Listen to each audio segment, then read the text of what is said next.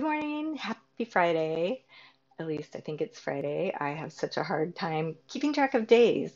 Do you find that too? Anyway, I tried to get my bangs out of my face. I got tired of looking at myself while I make this recording.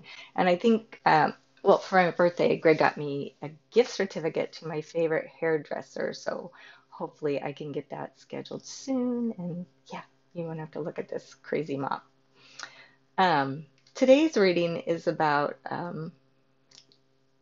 how suffering strengthens the soul and makes us more able to minister to people.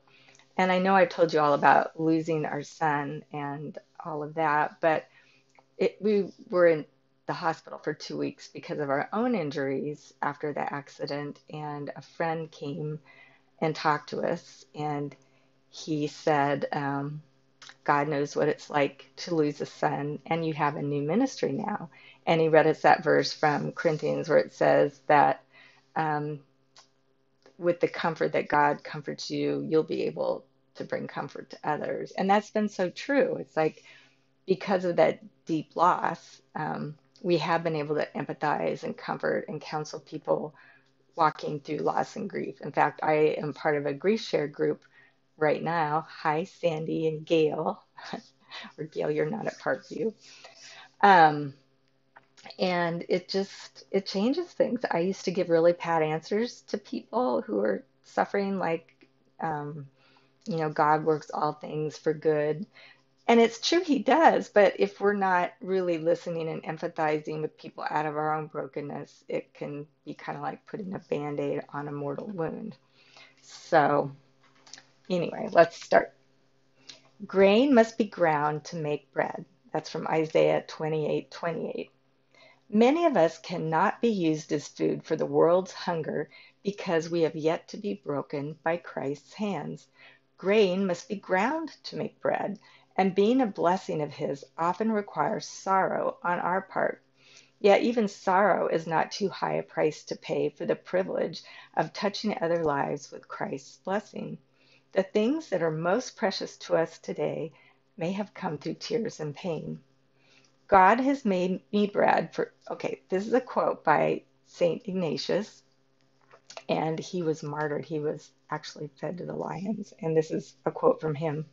God has made me as bread for his chosen ones.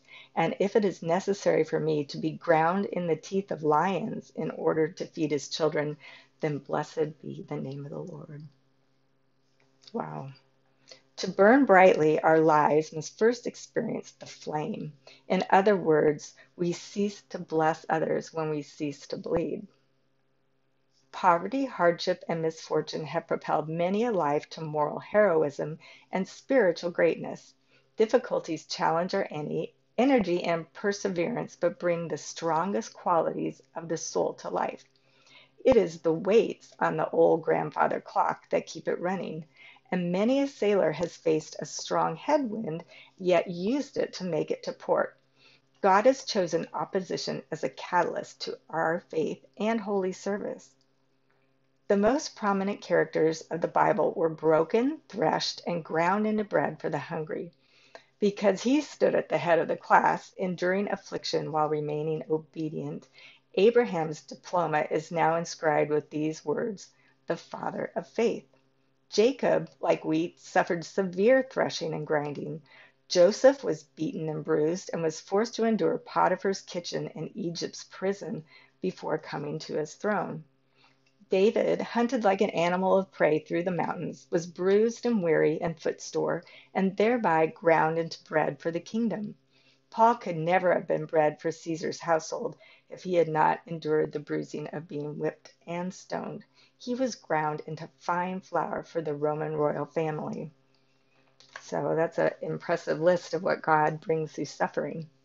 Combat comes before victory. If God has chosen special trials for you to endure, be assured that He has kept a very special place in His heart just for you.